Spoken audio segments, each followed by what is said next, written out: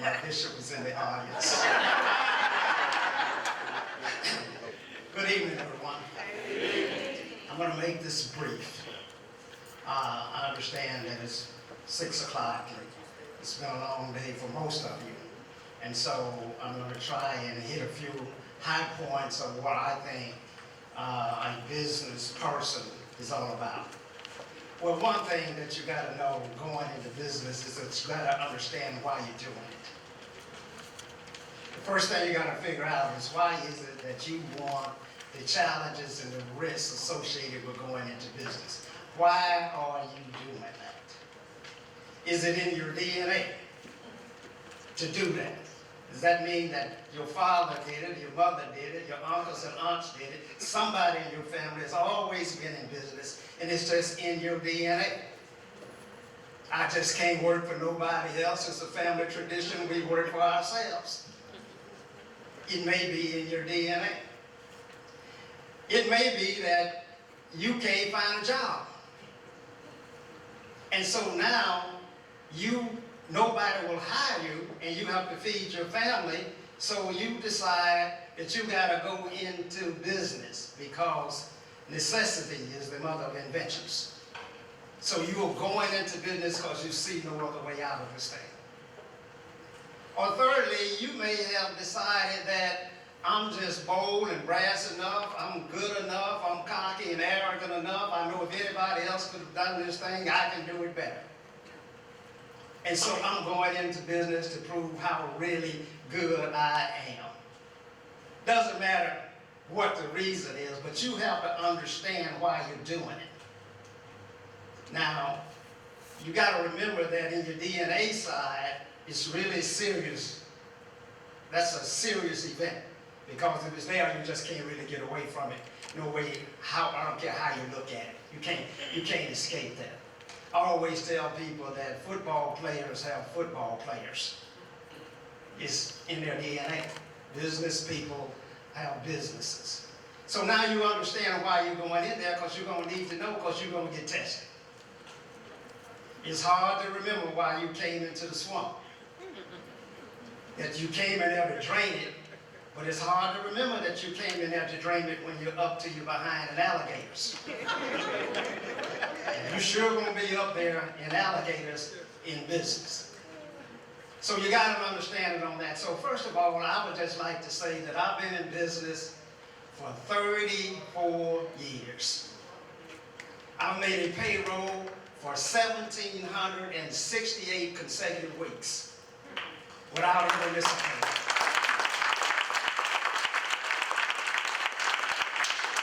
That's feeding families for 1,768 weeks.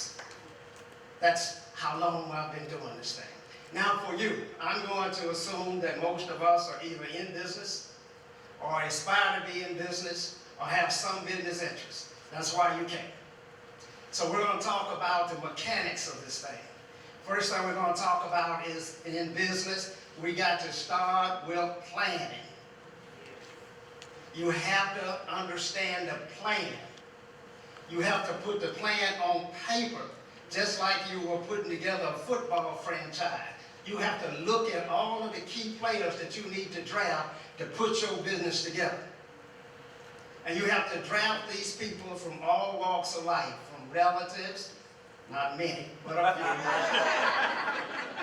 from class and college, schoolmates, from people of different walks and nationalities, different races, etc. You must identify all of the people that you want to be in your business.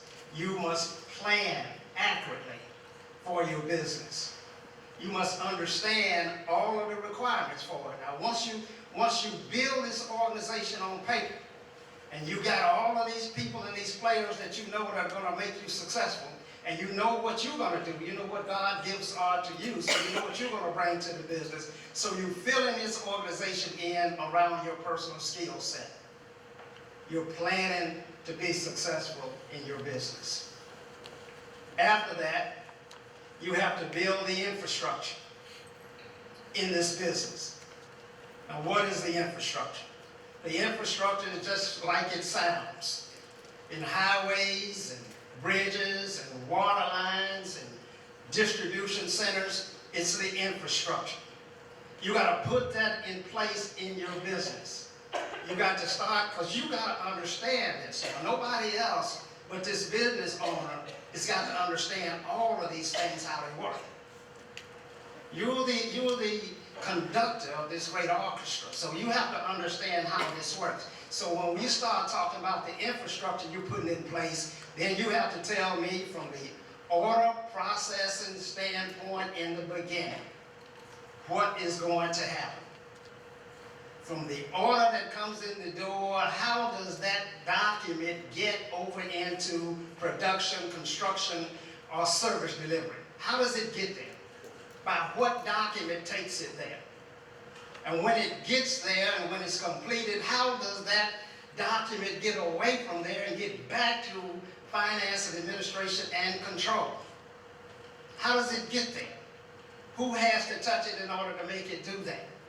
And when it gets there, how is it then going to become an invoice, and how is that invoice going to get out there to this customer who doesn't want to pay me? How is this infrastructure going to deliver this? And finally, how am I going to see my cash receipts and the check and the money that comes back into the business, meaning that the cycle has been completed? You have to understand that. Nobody else. You have to understand that if you don't understand that, back in this planning process, you identified a person that did understand that. Because you got to have it. Because if you don't have that infrastructure in place, you can't grow anything on it. And nothing that you put in the business will work, because you'll run into too many deceptions, too many differences of opinions, too much chaos to be successful. So you have to build that infrastructure. Now, once you build the infrastructure, then we have to go to the marketplace. Now, as the business leader, you have to say, now I understand the players. I understand why I'm here. I understand the infrastructure. Now I got to go to the market. Now I got to understand my market. I understand the global market, but now I got to understand my niche inside of this global market. That means, what is it that I'm going to produce and sell that no one else can beat me producing and selling, or I can do it as well as anyone else and be successful? You have to identify where your customers are. Once you identify where your customers are, we call that your niche. Now, as a business person, I'm looking at this marketplace. I'm looking at it globally. I'm in Mississippi. I know that I don't need to sell skis. Nobody's going to buy them down here. We don't have no snow. I'm looking at my marketplace. I'm trying to identify where my customer base is that fits my needs. Now, the first thing I realized as a business person is that, first thing I realized as a business person is that this market is specific to me. It's very critical, because you cannot go into business, and this is very, very important. You cannot go into business until you have a customer. Now, you can do all of this planning that I talked about. You got this great staff. You got this infrastructure in place. You know how this is going to work, but you still can't go into business because you don't have a client. So you're still in training. Now, to get this customer, then you have to understand the marketplace. And for those of us in business, the number one customer for all businesses is the public sector.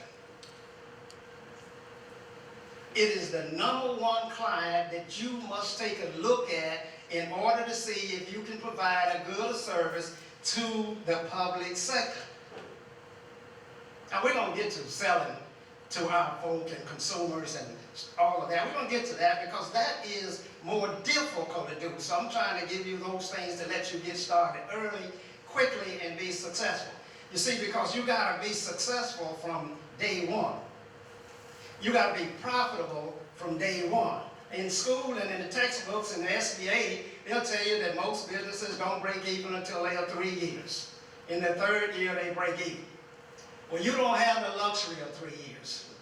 You don't have the startup money necessary to carry you that period of time. So your business plan says, I got to be profitable day one.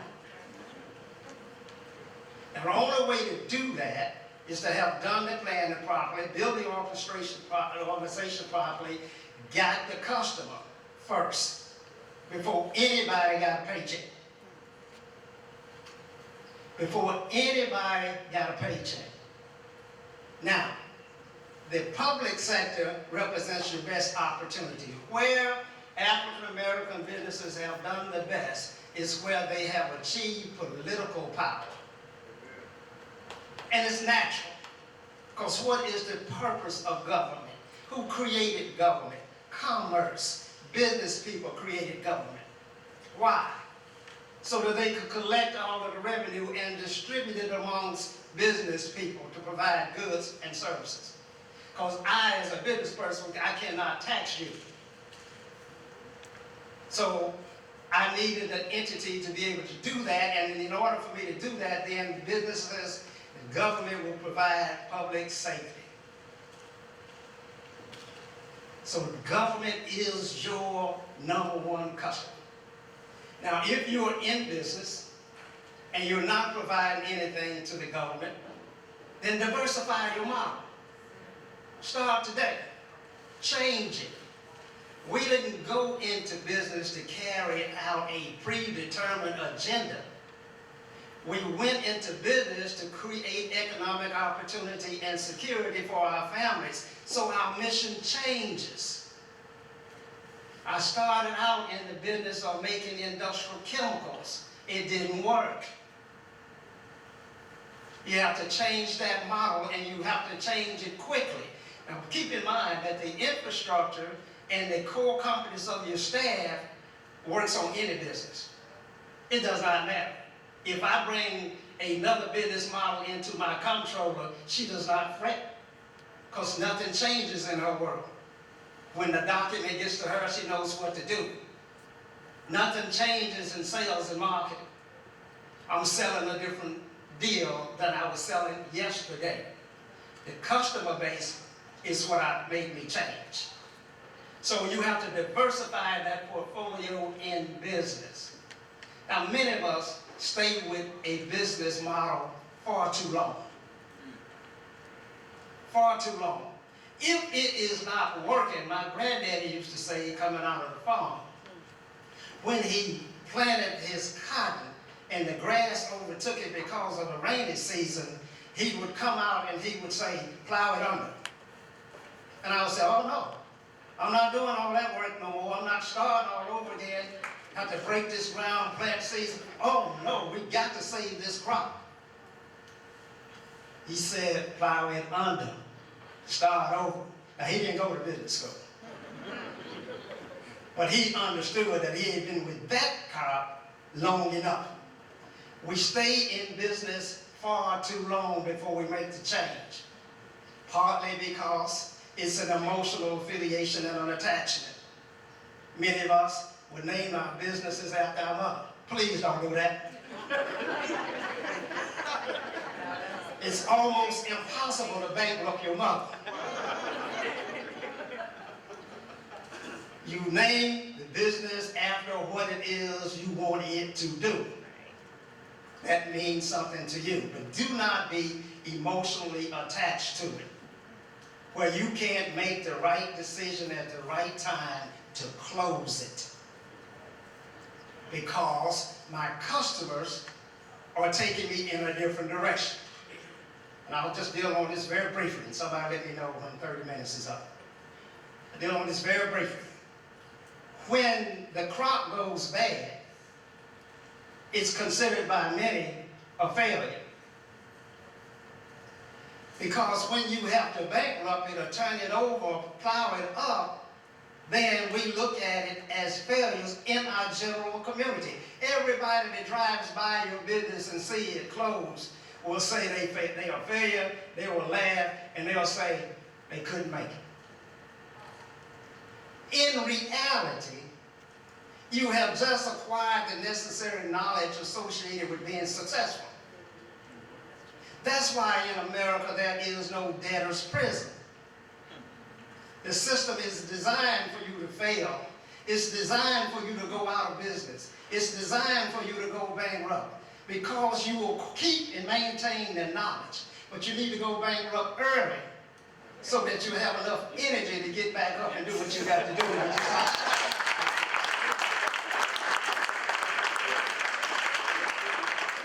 So this is the marketing side, identifying this customer, diversifying this portfolio, and making a sale. You have to be able to do that. I sell products to all governments that I can get access to, regardless of where they are in the market. I was looking so forward to following my bishop all the way to Zimbabwe, Malawi, to sell some products. I don't know what I was going to sell them. I know that they were a friendly government because the king was over here at the church.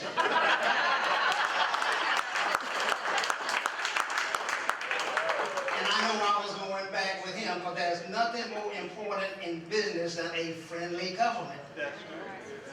That's why we make campaign contributions.